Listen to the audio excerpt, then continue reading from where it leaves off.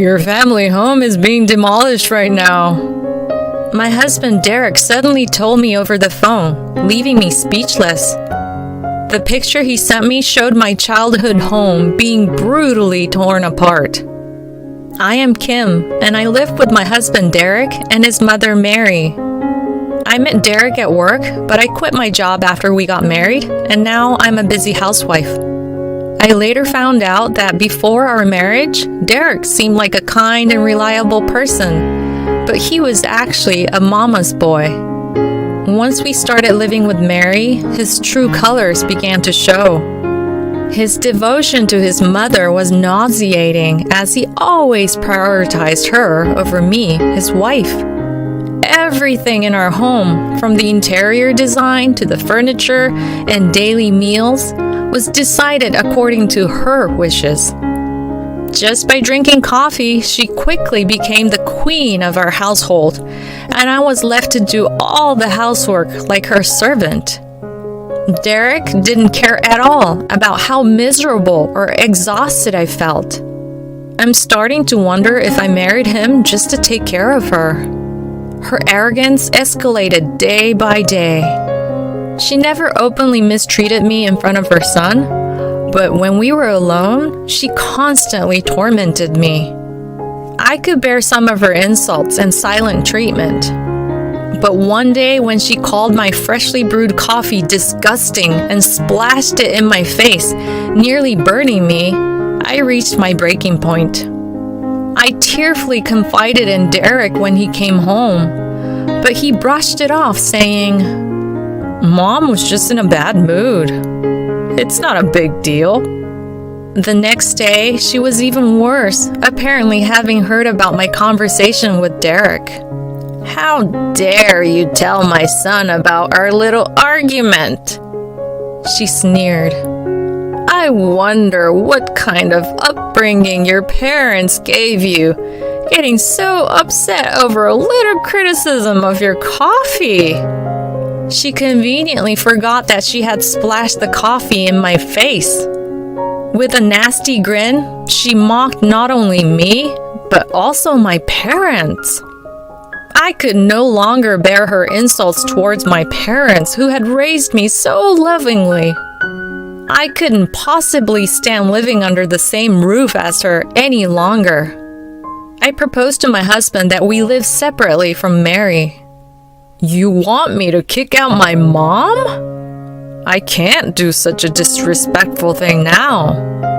"Then I'll move out," I replied without hesitation. I knew he wouldn't easily agree to living apart from her. I didn't want to live in her castle, surrounded by her tasteless hobbies any longer. I quickly filled out the divorce papers and arranged a contract for a weekly apartment. It took some time to finalize the contract, but there were plenty of ways to kill time. The next morning, I left the divorce papers on the table and hurriedly left the house. I desperately wanted to avoid going back to my parents' home. If he came looking for me, he would probably check there first. I didn't want to cause any unnecessary worry or trouble for my parents. I hurried the move so he wouldn't have a chance to interfere any further. Afterward, I arranged a trip for my parents as a gift. I broke into my savings from before I got married to finance the gift. My humble parents hesitated, but I insisted and sent them on a trip to San Francisco. I wanted them to enjoy themselves since I hadn't been able to properly show my gratitude towards them after being married, always dealing with Mary and Derek. With my parents away, they wouldn't hear from Derek for a while, so I wouldn't have to worry about him causing them trouble. I was starting to get used to my new life in the weekly apartment when Derek suddenly called. He had called several times since I left, but I had ignored them all. I reluctantly answered the phone, wondering why he was calling now. Derek sounded surprisingly cheerful on the other end of the phone, asking, "How are you?" I cautiously replied, "What do you want?" Unapologetically, he continued, "I'm having your family home demolished right now." I fell silent for a moment, not understanding what he was saying. Demolished? Did you say demolished? Like destroying? What on earth are you talking about? Don't mess with me, I retorted, still not grasping the meaning of his words. He remained nonchalant. Yeah, I'm selling the land your family home is on to buy my mom a luxurious house. I was left speechless by his nonsensical statements. With a smug tone, he said, We're married, so it's shared property, right? And hung up the phone. Only the cold, electronic, disconnected tone remained. What kind of ridiculous logic is that? It's like something an alien would say. I couldn't tell if it was a prank or if he was serious, so all I could do was stare at my silent phone. Then a notification popped up immediately. A picture had been sent. It was from Derek. When I opened it, there was a picture of a house being torn down. The white walls and blue roof were just like my family home. I could feel the blood drain from my face. I tried calling him back furiously, but he completely ignored me. I couldn't help but collapse onto the floor. Later, I found out that after I had left, he went to my parents' house, as expected. He learned from a neighbor that my parents were on vacation. The neighbor also mentioned that I hadn't returned to my family home. Upon hearing this, he became outraged. So she tells my mom to live alone while her parents go on a luxurious trip? Though it was an absurd grudge, it must have seemed unfair to him. In a fit of anger, he decided to demolish the house as revenge. Unfortunately for him, neither my parents nor I were there. Moreover, he hadn't submitted the divorce papers yet. He thought that since we were still married, he could do whatever he wanted with my property. Hello? Sis, are you okay?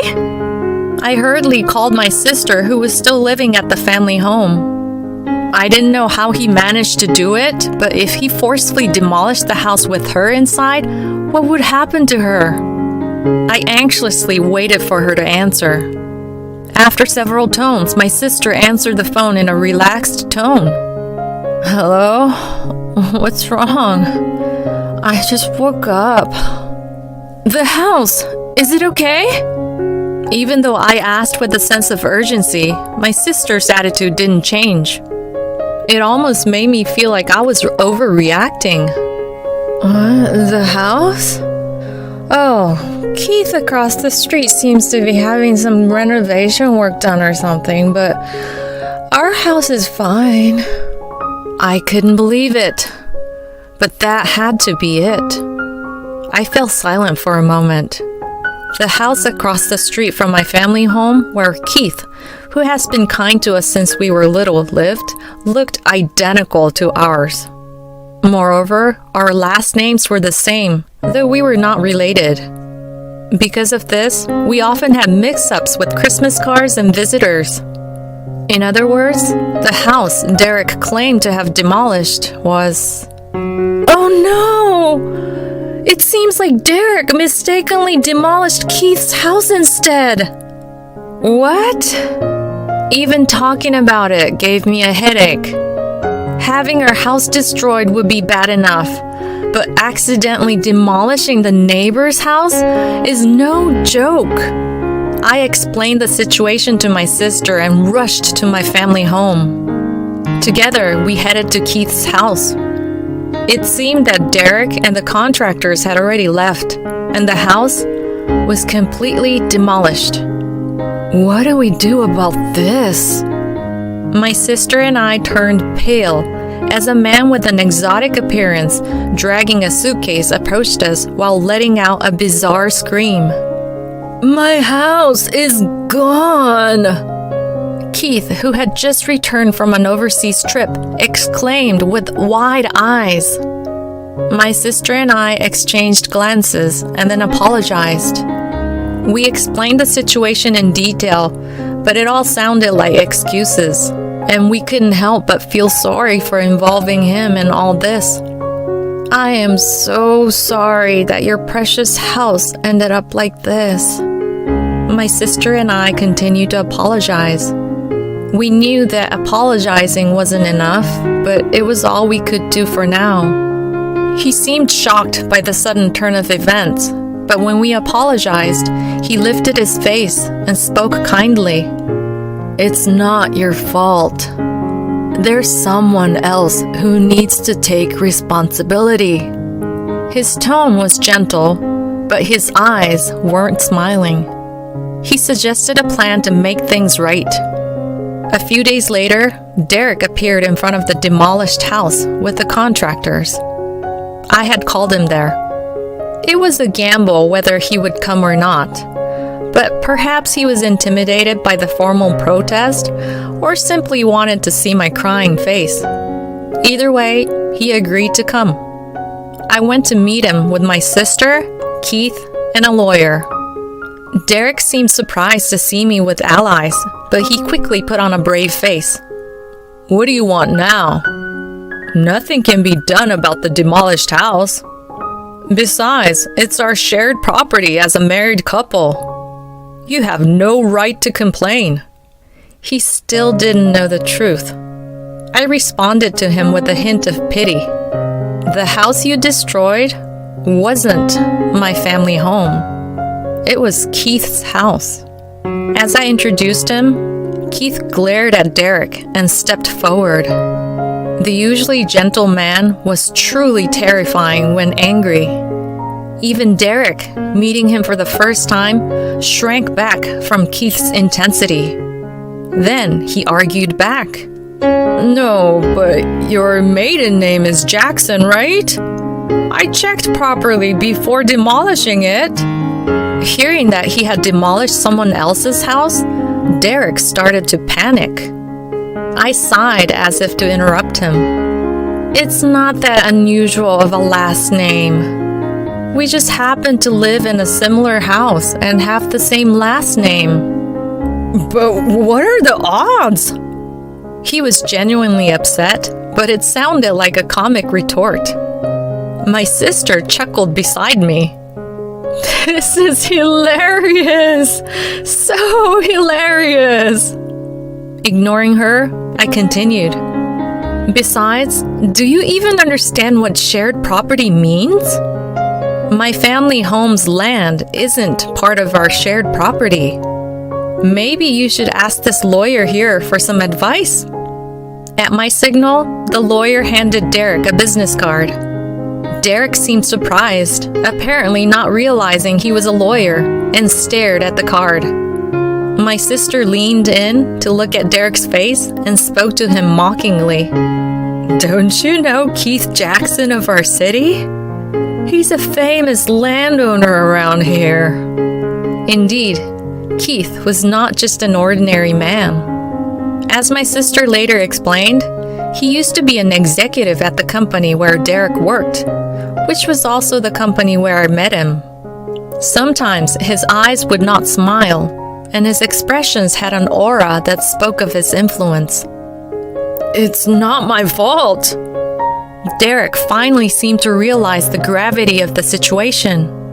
He insisted repeatedly that it wasn't his fault, his previous boldness gone, replaced by a panicked demeanor.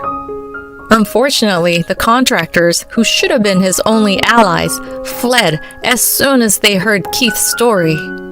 They were the kind of contractors who would demolish a house without proper investigation.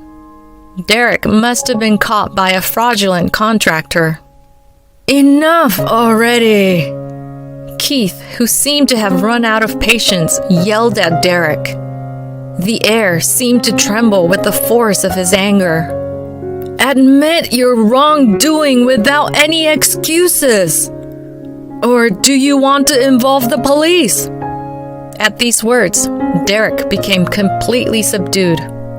In the end, with the lawyer present, he agreed to our side's demands, and the situation was settled. Derek signed the divorce papers and was forced to write a letter stating that he would pay compensation to both Keith and me. The compensation amount was quite significant because of the house demolition, and he had already incurred debt for the demolition costs. The unscrupulous contractor had already taken the money and disappeared without a trace, leaving Derek with no one to rely on and struggling to repay the debt. The fallout also affected Mary. She had thought she would live with Derek in a luxurious house, but when her son demolished the house of wealthy landowner Keith Jackson, she instantly became a target of ridicule. Naturally, she could not accept such a situation, and soon she could not leave her house. As for Keith, although his house was demolished, he hadn't suffered too much damage. The reason he had gone on an overseas trip was his daughter who lived abroad. He had received an international call from his son-in-law saying that his daughter was about to give birth. Having lost his wife 20 years ago, Keith doted on his grandchild and decided to live abroad with his daughter, as she had previously consulted with him. So he intended to demolish the house and sell the land after selling his business. Of course, he was shocked because the house had disappeared sooner than expected. But he laughed, saying that the result was the same. I didn't inform my parents of anything until they returned from their San Francisco trip because I didn't want to ruin their vacation. When they returned home and heard the whole story, they turned pale and were speechless. But they were relieved that nothing had happened to me. At my parents' suggestion, Keith would stay at our house until his business was settled.